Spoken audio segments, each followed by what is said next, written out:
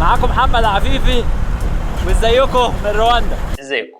ناس كتير قوي كانت معترضه ان احنا نعمل حلقه رواندا. غلابه مش فاهمين ايه هي رواندا. تعالوا بقى اقول لكم في الحلقه دي عشان تغيروا رايكم ايه هي رواندا.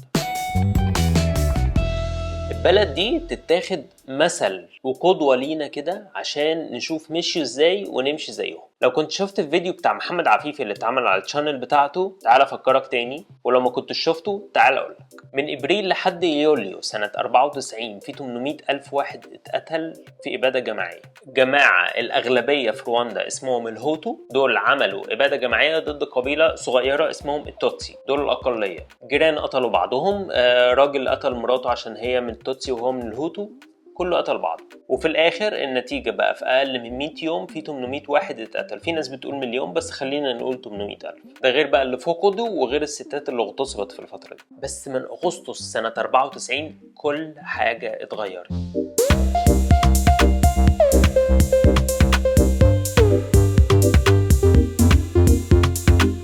كل حاجة اتغيرت في الحاجة 20 سنة اللي فاتوا. قولوا مثلا 24 سنة. تعالوا هنا نتكلم عن البلد نفسها عاملة ازاي، والتفاصيل بقى بتاعت التغيير من اللي حصل قبل كده ساعة الإبادة الجماعية وازاي التغيير ده حصل في الفيديو اللي فات اللي اتعمل مع عفيفي. هتلاقوا لينك الفيديو في الديسكريبشن بوكس. عفيفي بيلف أفريقيا من تحت كده وطالع لحد ما يوصل مصر. لما راح رواندا سألته ايه هو اللي لفت نظرك هناك. اكتر حاجه شدت انتباهنا وغالبا يعني بتشد انتباه اي حد بيزور رواندا هي النظافه والتطور اللي انت بتشوفهم اول ما بتخش البلد. البلد كده متنظمه بشكل غير طبيعي، مفيش اي نوع من انواع الباعة الجائلين، ومواصلات متنظمه والمرور وكل حاجه كده تحس ان هي ماشيه على سيستم. يعني بتحس ان الكلام ده ما كنتش تتوقع ان انت تشوفه في الجزء ده من العالم. العاصمة كيجالي مصنفة أجمل مدينة في أفريقيا. عندهم دايما هاجس كده إن البلد لازم تبقى نظيفة، الشارع ده لازم يبقى نظيف. اعتبرهم موسوسين مش مهم، المهم إن الشارع ده يبقى نظيف. الناس بتنزل الشارع يوم في الشهر عشان تنظف الشارع بتاعهم، وده بيبقى رابع سبت من كل شهر. ضيف بقى على كده إن هو ممنوع تماما التجارة في الأكياس أو استخدامها أو بيعها أو أي حاجة ناحية الأكياس دي ممنوعة تماما، وده طبعا عشان البيئة. والموضوع كبير يعني ان حد يتاجر في الاكياس ده اللي هو يا اما هيتقبض عليه ويتسجن يا اما هيدفع غرامة. ولو رايح هناك سياحة هينبهوك لما توصل ان هو ما تستخدمش الاكياس. خد بالك الجريمة قليلة جدا جدا في رواندا، والامن عالي جدا والشرطة محترمة. واحده من الحاجات اللي شدت انتباهي من اول ما جيت رواندا هو اللوجو بتاع الشرطه هنا في رواندا. لوجو الشرطه هنا في رواندا عباره عن حمامه سلام طايره، يعني يحسسك كده بالتفاؤل والفرحه، حاجه كده هتفتح النفس. مش عارف لاحظتوا ولا لا ان الفيديو اللي كان بيتكلم فيه ده ما فيهوش اي كلاكسات. هم خدوا سنغافوره كمثال كده يبصوا له ويعملوا زيه ويمشوا عليه عشان يطوروا من البلد ويخلوها احسن من الاول بكتير. الشوارع هناك مليانه جرافيتي، وهتتصدم بقى لما تعرف ان الجرافيتي ده مدعوم من الحكومه، وده مثال لحرية التعبير. مثلا كيجالي مثلا العاصمة هتبقى في الكام سنة الجايين من المدن اللي لازم أي سائح بيسافر الدنيا لازم يروح كيجالي دي يشوفها، فأنت لازم تلحق قبل الزحمة. في رواندا بيتكلموا إنجليزي وفرنساوي، الاتنين مع بعض يعتبر هما اللغتين الرسميتين. معاهم بقى لغة محلية اسمها كينيا رواندا، بس دي مش رسمية. رواندا بلد حبيسة ما عندهمش أي بحر، بس هما منبع نهر النيل. رغم كده عندهم شوية تلال تحفة، أصلا مشهورين بأنهم بلد الألف تلة وشوية مناظر تحفة. وطبعا غير الحياة البرية بقى، وعندهم في غوريلا مشهورة اسمها الغوريلا الجبلية، ودي نادرة جدا. الناس الروانديين حلوين جدا، فريندلي وبيرحبوا بيك. عفيفة الناس هنا طبعها هادي جدا وطيبه جدا، وتحس ان هم يعني مالهمش في المشاكل. واحد لما جه هنا وشاف الناس ديت ما كانش متخيل ان البلد ديت حصل فيها حرب، ان الناس دي كلها بتقتل في بعض، عشان لما بتقابلهم بتحس ان هم يعني ايه طيبين كده وقلبهم طيب.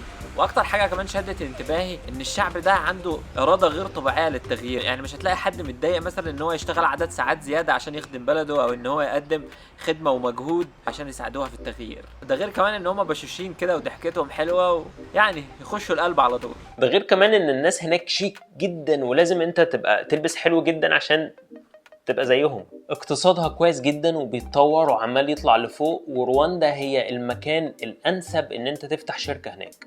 احنا دلوقتي موجودين قدام رواندا ديفلوبمنت بورد. رواندا اهتمت بالاستثمار لدرجه انها خلت اسهل حاجه ممكن تعملها في دولتهم ان انت تفتح شركه. تحت السطح الواحد ده موجود مكتب الضرايب ومكتب الجوازات وكل حاجه متعلقه بشركتك، لدرجه ان انت ممكن تفتح شركتك في اقل من 6 ساعات. حاجة نظيفة جدا. ايه يا عفيف؟ ايه؟ عايز تقول حاجة كمان؟ ماشي يا جماعه والله انا مبهور جدا.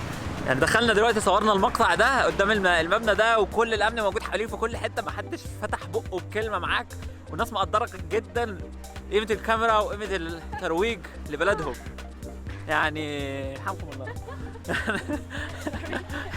يعني انا كنت واقف من رهبه خايف وانا بصور، بس صراحه الناس متعاونه جدا يعني حاجه كده تفتح النفس. اقتصاد رواندا قايم على 3 حاجات: الزراعه دي زي زراعه قصب السكر والشاي والبن والموز والتبغ كمان، وقايم على حاجه تانية اللي هي استخراج المعادن، وحاجه ثالثه بقى الرعي وتربيه المواشي. لا مؤاخذه. الاقتصاد بقى الجامد ده مع الصحه والتعليم وتمكين المراه حاجات صعبه جدا على الدول الناميه ان هي توصل له. السياحه في رواندا تحفه. كيجالي بالذات العاصمه بتاعتهم دي بتشد السياح اللي بيحبوا السفاري وبيحبوا الغوريلات. البلد نظيفه جدا، مليانه بقى مولات، كافيهات حلوه، مطاعم حلوه، اكل نظيف، اسواق شعبيه. لازم تلف لفه في كيجالي عشان تشوف ازاي البلد دي بقت نظيفه، وتشوف اهل البلد بيعملوا ايه في يومهم. رواندا تعتبر من امن الدول الافريقيه اللي ممكن تزورها. ده غير كمان ان انت تقدر تمشي في اي وقت من اوقات النهار او الليل من غير ما حد يقدر يضايقك. السفاري بقى، بص البلد دي انت لو رحتها لازم تطلع سفاري هناك. هي مكان رهيب للسفاري، فيها شوية اماكن تحفة، وفي منظمات افريقية هي مسؤولة عن الرحلات دي، والمتنزهات اللي بتروحها الرحلات دي فيها تنوع بيولوجي كبير جدا. هتلاقي عادي حيوانات برية زي الفيل والزرافة ووحيد القرن والظبي الاسود والفهود، وطبعا غيرها من الحيوانات المتنوعة هناك. ومن اشهر المتنزهات اللي هناك اللي فيها حيوانات اسمها اكاجيرا، فيها كمان بحيرات ومستنقعات وجبال كده لونها اخضر من فوق تحفة. عموما اكاجيرا من اجمل المتنزهات والغابات اللي موجوده في افريقيا. كمان في ناس بتروح هناك مخصوص عشان تشوف قرد اسمه مانكي مانيا. رواندا مكان حلو قوي عشان تعيش فيه الفصيله دي بالذات من الشمبانزي. النوع ده بيضحك جدا، بيلعبوا كده وفي بهجه في المكان اللي انت بتروحه ده. غير الغابات والوديان والبحيرات والجبال والتلال والحاجات دي كلها، انت ممكن تروح حديقه البراكين الدوليه. دي كبيره جدا، ودي بقى اصلا مكان الغوريلا الجبليه اللي قلت لكم عليها قبل كده. عايشه هناك بقى، عايز تقابلها فيس تو فيس روح هناك واقعد معاها شويه، تصور معاها سيلفي مثلا. ممكن كمان تزور بحيره كيفو، ودي من البحيرات الكبيره جدا في افريقيا، وهي السادس اكبر بحيره في افريقيا كلها. مساحتها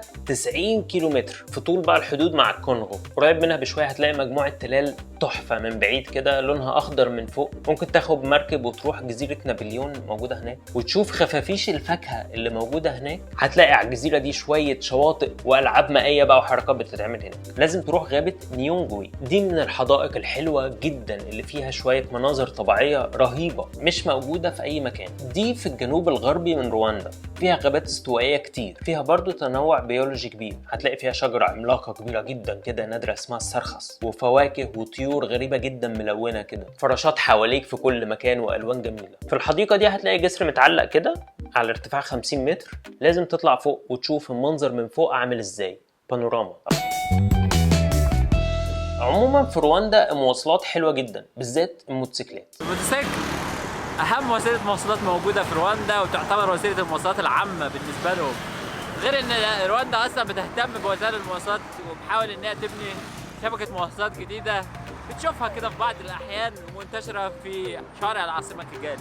الاكل في رواندا متنوعه جدا في اطباقها، بالذات بقى لو انت نباتي هتلاقي الحاجات اللي انت هتحبها، ولو انت مش نباتي برضه هتلاقي كل الحاجات اللي انت بتحبها. مثلا بيعملوا موز اخضر مقلي، كمان بيحطوا البامكن او اليقطين مع فاصوليا وبطاطا في طبق واحد كده، شكله جامد جدا. ولو بقى بتحب الاكلات اللي فيها لحوم هتلاقي اكلات مشهوره عندهم معموله بلحم المعيز. طبعا ما تنساش بقى اكلات السمك اللي هناك الفظيعه، هم هناك مهتمين قوي بالسردين والبلطي الصغير. في رواندا هتلاقي احسن قهوه في العالم، بس اهل البلد هناك ما بيحبوش القهوه، هما بيحبوا يشربوا شاي. 99% من انتاج القهوه في رواندا بيتصدر، 1% بس بيستخدموه في رواندا. التعليم في رواندا اتطور جامد عن الاول، مش هقول بالتفصيل قوي زي ما قلنا في الحلقه بتاعت عفيفي قبل كده، بس انا هقول لك شويه حاجات كده صغيره. التعليم متطور جدا، التكنولوجيا داخله المدارس، ربع ميزانيه الدوله رايحه للتعليم 25%، والتعليم مجاني، وعندهم تاهيل للمعلم عشان يتاكدوا ان الراجل اللي هيعلم العيال الصغيره دي